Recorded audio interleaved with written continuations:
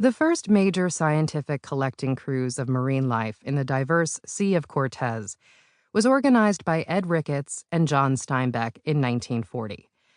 Their explorations and scientific discoveries were published in the Log from the Sea of Cortez, which was written by both of them, but is generally ascribed solely to Steinbeck.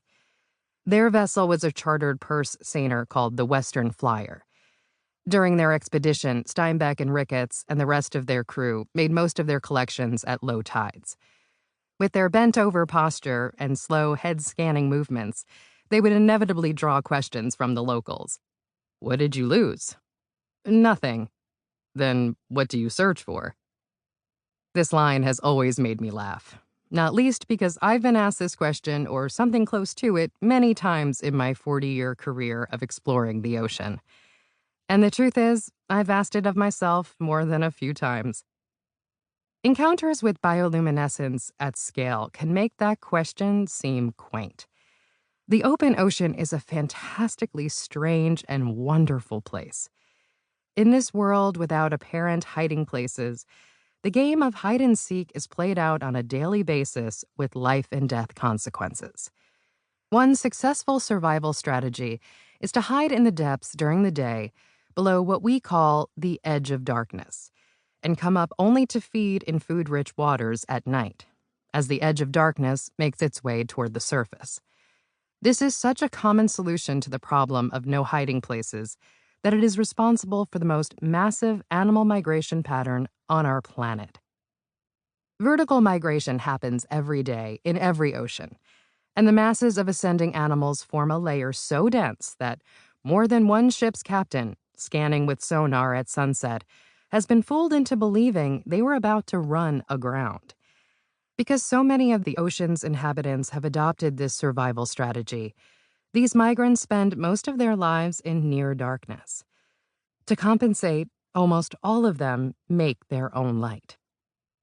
Drag a net behind a ship almost anywhere in the ocean below the edge of darkness, and most of the animals you bring up in that net will make light.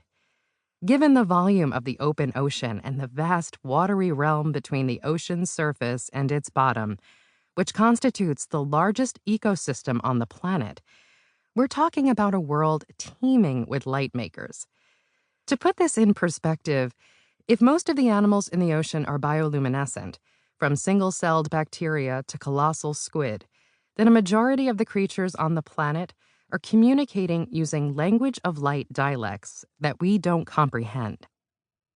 Bioluminescence's power to captivate is evident in the descriptions of anyone so fortunate as to experience it firsthand. The adjective heard most often is magical.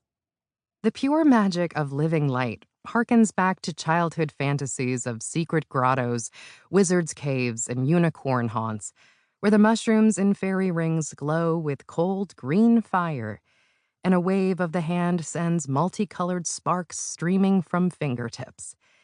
Real-world encounters with such enchantments manifest as children chasing fireflies on warm summer nights, lovers strolling a beach hand in hand with the Milky Way overhead, while sprinklings of sea sparkle gild their footprints in the sand, and kayakers on a moonless night, creating luminous blue explosions and sprays of liquid light with each dip and arc of their paddles.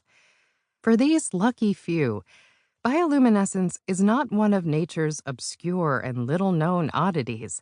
It is one of their most precious and lasting memories. That there are even more spectacular light shows in the inky depths of the ocean was little known when I made that first deep dive. There was plenty of scientific evidence of bioluminescence's presence in the form of light meter measurements and net-captured creatures, mostly dead, studded with light organs. But there were very few direct observations, and none that captured anything like the spectacle I witnessed. This was a light extravaganza unlike anything I could have imagined. To keep listening to this audiobook, I've left you a link in the description so you can do it, at no cost thanks to Audible's 30-day free trial.